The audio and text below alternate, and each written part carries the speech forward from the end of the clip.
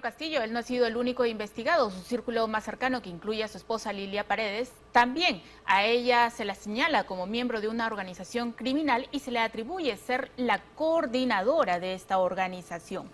Hoy día, en medio de este proceso, la Corte Superior Nacional de la Justicia Penal Especializada sacó una decisión, ha resuelto declarar la nulidad de oficio en todos sus extremos. La resolución número 10 de fecha 14 de octubre del 2022, emitida por el juez del octavo Juzgado de Investigación Preparatoria Nacional, que resuelve declarar fundado el requerimiento de comparecencia con restricciones en contra de Lilia Ulcida Paredes Navarro, su hermano Walter Paredes Navarro, su segundo hermano David Paredes Navarro y Hugo Espino Lucana, por la presunta comisión del delito de organización criminal y otros en agravio del Estado, es decir, se revoca, se anulan las restricciones que existían sobre ellos, que vienen siendo investigados como miembro de esta organización criminal. Una de las preguntas que los televidentes se harán es, ¿qué lo llevó a usted a asumir, digamos, una cartera o un ministerio cuando ya habían fuertes indicios de corrupción en la gestión del señor Castillo? No, si yo hubiera tenido indicios de corrupción, yo jamás hubiera pertenecido al gobierno. Cuando el presidente Castillo habló de un ensanchamiento, empezó a llamar gente. Y yo fui uno de los que participé, asistí, conversé con el presidente. Para mí no fue fácil, lo he dicho siempre, asumir la Cancillería. Terminé diciendo, bueno, vamos a coadyuvar. Me dijeron incluso que íbamos a ser unos 5 o 6 los ministros que íbamos a venir de diversos frentes. Al final fuimos inicialmente 2, Cubuneo y yo, y la semana siguiente ya no hubo nada. Entonces, pero lo hicimos pensando en el país. Hay que tener siempre coraje para actuar. Y ahora, a la luz de los hechos y la situación en la que nos encontramos... Perdóname, pero uno tiene que actuar siempre mirando el país, la nación. Aquí se dicen cosas y empiezan las críticas cuando uno asume un cargo. Pero cuando uno de verdad quiere fajarse por el país, debe hacerlo siempre pensando con la frente en alto en las cosas que hace. ¿Yo qué hice cuando fui canciller? Todo lo que exactamente yo siempre venía profesando. Corregimos el problema con los saharauis que no pertenecen ni existen al derecho internacional y entonces empezaron a callarse. Ya dijeron, este señor está bien. Hablé de la Convención del Mar, el Perú 40 años sin estar en ella y entonces, claro, a otros no les gustó, pero era lo que correspondía. Toda la Cancillería y todo el mundo sabe que eso es lo correcto para el Estado peruano y otros temas más. Y entonces, claro, esos asuntos, yo no tengo una bolita mágica, comprenderás, Vicky, para saber lo que iba a haber después. Si yo hubiera sabido que habrían evidentemente circunstancias anómalas, me hubiera retirado y así fue. Cuando vi la incongruencia del gobierno con una decisión adoptada en equipo sobre el asunto de los saharauis y luego revertirlo, evidentemente dije, esto no está bien. Yo soy un hombre serio y di un paso al costado y renuncié de manera irrevocable.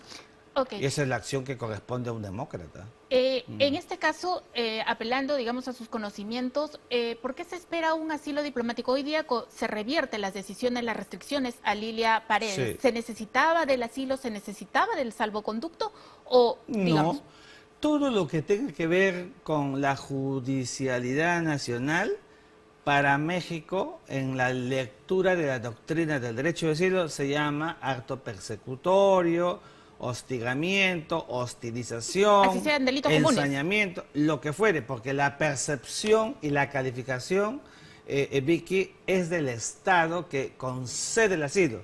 Por más montaña que haya de actos judiciables, etcétera, mientras el Estado piense distinto, operará lo que diga el Estado que califica, no lo que diga el Poder Judicial peruano, no lo que diga la oposición, los actores políticos, no. Es lo que dice México y esto tenemos que entenderlo porque es una regla de juego del derecho internacional así establecida, así pactada por todos los estados firmantes. Pero esta regla, digamos, está basada en la postura política. Claro, evidentemente la postura política es la decisión del gobierno que concede el asilo. Para México, nos guste o no nos guste, la señora y los hijos son perseguidos políticos. Pero uno dirá, ¿pero cómo lo van a hacer? ¿Acaso son actores políticos? Es que no tiene que ser pues miembro de un partido político.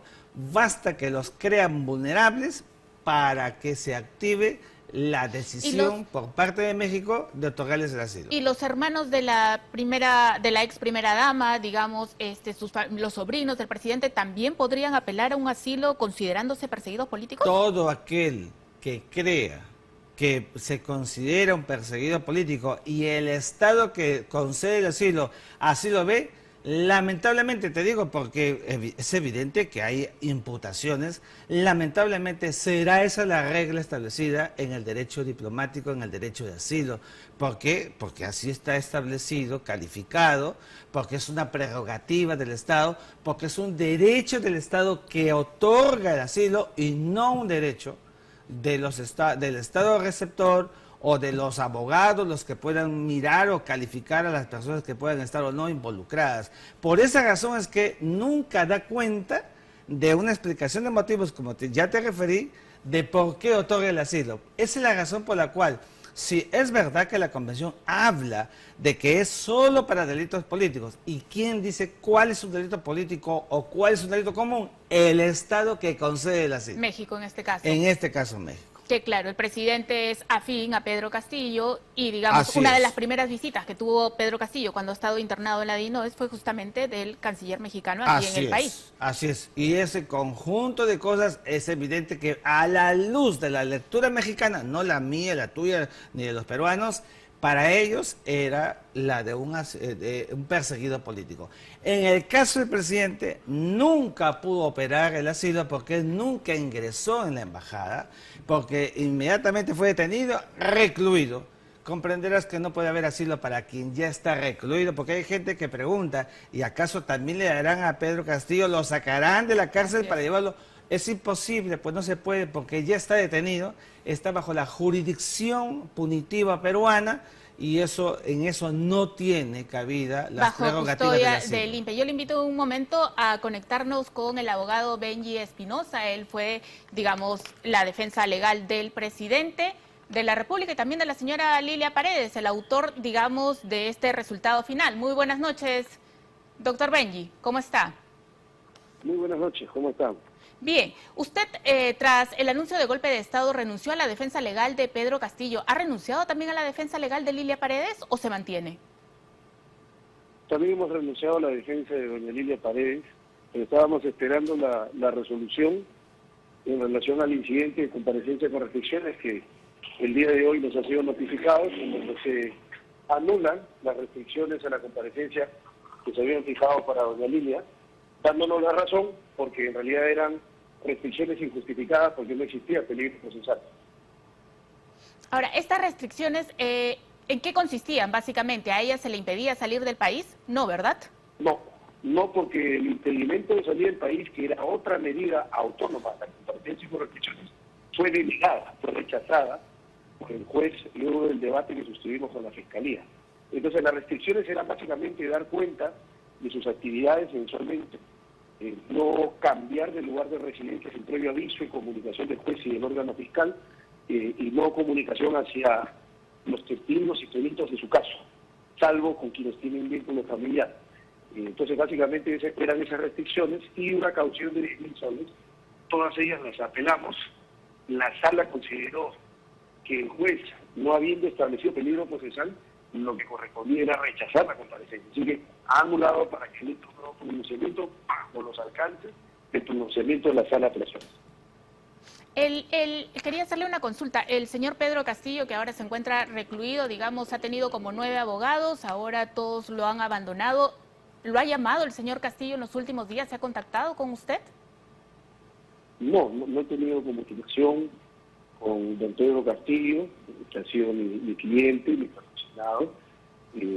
No he tenido mayor contacto, solo me preocupé por saber básicamente cuál era la situación de doña Lilia, de sus hijos menores, que ha sido básicamente mi preocupación, pero no he tenido mayor comunicación con don Pedro Castillo. Y tras su renuncia, digamos, a la defensa legal del señor Castillo, ¿esta podría entrar en reevaluación si es que le solicita retomar esta defensa? No, porque yo he sido muy claro que bajo unas condiciones asumimos el patrocinio y la defensa.